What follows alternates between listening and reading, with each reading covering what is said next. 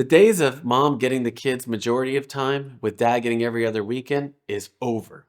Now, both parents start with a presumption of equal time. So, what does that mean, a presumption? That means, let's say you're my client and we walk into the courtroom and we say, "Good morning, judge. Goodbye, judge." And we leave. And then the other side walks in with their attorney and says, "Good morning, judge. Goodbye, judge." And they leave. No evidence of any kind was presented by either you or your spouse. In cases like that, you would have a 50-50 parenting plan, meaning that you get 50% of the time with your children and so does your spouse. However, that presumption is rebuttable by preponderance of the evidence. What is preponderance of the evidence? There's no perfect formula for it, but in essence, it's 50% plus one.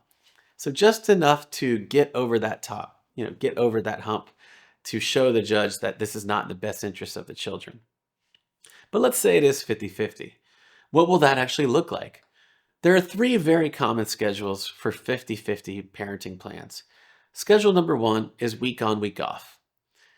Week on, week off time sharing typically begins and ends on Fridays with the kids returning to school. It's a very simple and straightforward schedule, though it's not always good for some families.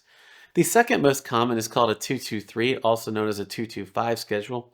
And that is where parent A will have Monday and Tuesday every single week. And then parent B will have Wednesday and Thursday every single week. Then the parents alternate the weekend. This is the most popular schedule for professionals as it allows predictability. The last most common schedule is a true 2-2-3, meaning that one parent has a Monday and Tuesday, the other parent Wednesday and Thursday, and then Friday, Saturday, Sunday, and then it rotates again. So in other words, every 2 or 3 days you're changing.